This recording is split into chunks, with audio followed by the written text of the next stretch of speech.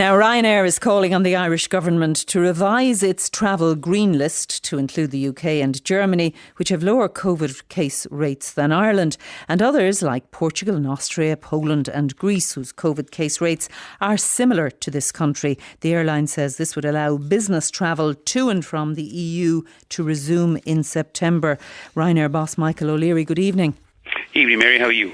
Well, look, we have. I know you're challenging the travel restrictions in the courts at the moment, but if you just take a situation here, we had 190 new cases yesterday, new restrictions being imposed, lockdowns in 3 counties, and you know it could be argued you're trying to open up the country to even greater risk here and the possibility of greater COVID arriving through travel. Why would you want to do that right now?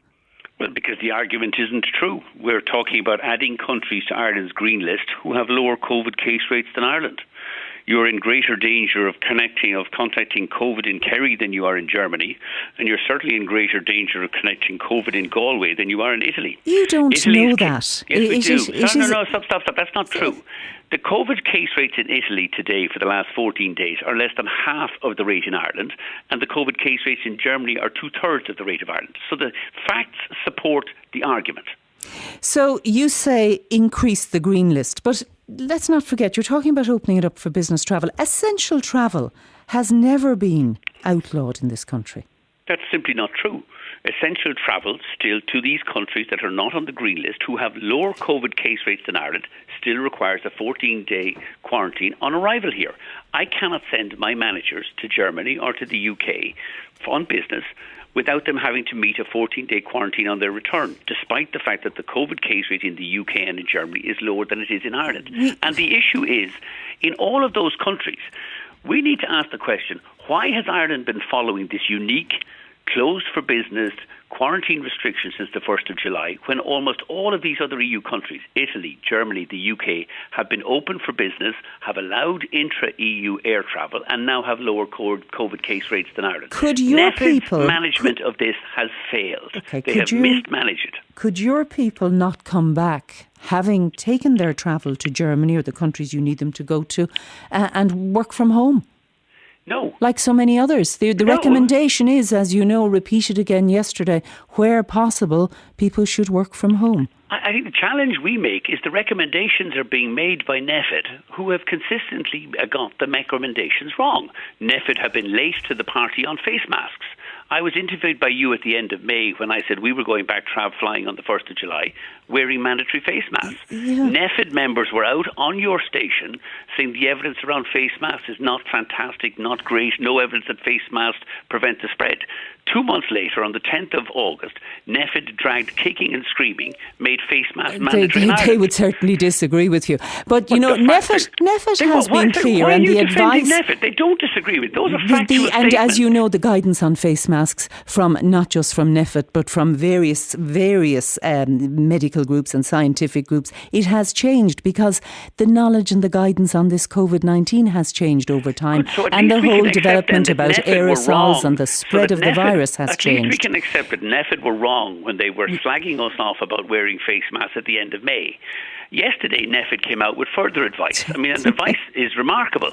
You should stay off public transport a week before you're going to ask the children to go back on school buses. That is the advice at the moment, is to stay off public transport if you can. The advice is also... Why don't you put these questions to NEFID? The advice also, Michael O'Leary, is to avoid all travel if you can. If you have to travel, if it is essential travel, when you come back, you have to have restrictions.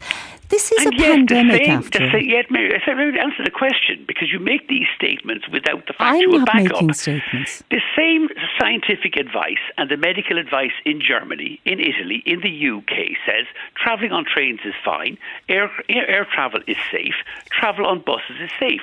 Why does Ireland have this unique and different closed approach to travel that no other European country is following, and yet these other European countries, such as the UK and Germany, have a lower case rate than Ireland? They have right maybe now. NEFID are wrong. Maybe NEFID are getting the advice wrong. Or maybe the other countries are wrong, and that is the thing about COVID-19 and the pandemic at the moment. The Germans have consistently had a lower COVID case rate. The Germans have consistently had a lower COVID case rate than Ireland, and have had a consistently more more aggressive settle test down a and minute. tracing. You're an expert in aviation. Let's talk about aviation because how do you see your world changing and how do you see your world surviving over the next 6 months to a year? Well, this is the big challenge we face. We're looking now at one market in Europe, Ireland, where bookings are collapsing through September and October, when actually bookings continue to build in Italy, in Germany, and most other European countries Do are they? doing it. Yes. I know you've cut capacity. You've cut capacity by 20%. You've cut staffing by what? 3,000, was it? No. That was when we originally started. So we're looking at deeper capacity cuts in Ireland, and we're now looking at job losses or winter layoffs in Ireland. How many? Simply because we have this unique and ineffective quarantine restriction which prevents European citizens coming here, despite the fact they're travelling from a country with lower case rates than NPHET is delivering here in Ireland. So you're going to cut jobs in Ireland again. You've cut how many jobs now? I'm not arguing with why we all know that your industry is on the floor at the moment. You cut 3,000 jobs, I think. We announced 3,000 job cuts. We've successfully negotiated pay cuts and part-time work with most of our pilots and cabin crew across Europe. The challenge we face now, and the reason we're calling for this NPHET quarantines to be relaxed for the EU travel, is we're facing the possibility of further job losses in Ireland this winter because bookings and air travel uniquely to and from Ireland are being damaged by NPHET's mismanagement of the situation. What are your bookings like? In Ireland at the moment, in September and October, they're terrible. Terrible? But terrible. Loads of what?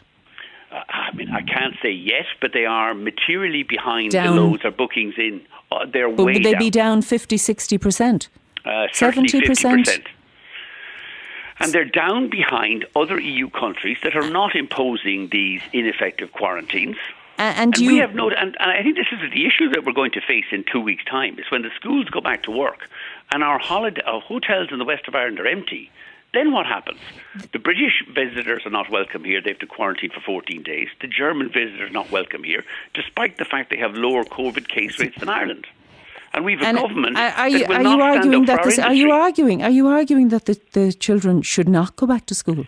No, I'm arguing that NPHET should be following the same science as all other EU countries. And I'm asking the question, which government should be asking, why is the science and the recommendations coming from NPHET, which have previously been wrong in relation to face masks, why is it so different to what the science in Germany, in Italy and the other EU countries who are back travelling and doing business again with lower COVID case rates in Ireland? All right, we could go back and forth on this and when the science changed on face masks and so on, but let's talk about refunds never changed finally. On face masks, Mary. It certainly changed in relation to between March and when we introduced them as mandatory in supermarkets. There had been a number of changes, not just in this country, but in other countries as well. But that's simply false. The Italians had face masks were mandatory from the end of March. In Germany, they were mandatory from the middle of April. Are you talking about on aircraft or in all settings or in supermarket settings? In shop settings and on aircraft. When we announced we were going with mandatory face masks at the end of May, we were rubbished by NPHET members. We could throw things back and forth, and I could say to you that Italy is now saying that most of their new infections are coming from travellers returning to the country. And that's actually not correct. I don't know where you make up this stuff from. I'd say it's in today's Guardian newspaper. We'll do a fact. It must be right if it's in the Guardian, Mary. Well, Italy's COVID. Can I give you a could fact ask you to quote. I could ask you to quote and reference ECDC statistics today. Italy's COVID case rate for the last 14 days is 10 per 100,000 population. Now that's a fact. It's not something you read in the Guardian. And ours is 26. And Ireland is 26. Italy, who had a much worse COVID outbreak than Ireland, who have been allowing travel freely on aircraft, on trains and buses, have a COVID case rate less than 50% of Ireland. I'll try and get a word in Ireland has been locked up. While you're talking about the ECDC, they've also said that Ireland's ability to treat coronavirus patients in intensive care could be the quickest to be overwhelmed by the EU. So for again, you just make point, this stuff up. The number of COVID cases, the number of patients in Irish hospitals yesterday suffering from COVID was 14. I know that's not what I said. Why are you talking about overwhelming ICUs? That is not what I said. I'm saying that's a fact. That's a fact that On was announced yesterday by refunds. government. On refunds, Michael Let's deal O'Leary. with your overwhelming the health service, Mary Wilson. You had 14 cases in the entire Irish hospital system yesterday.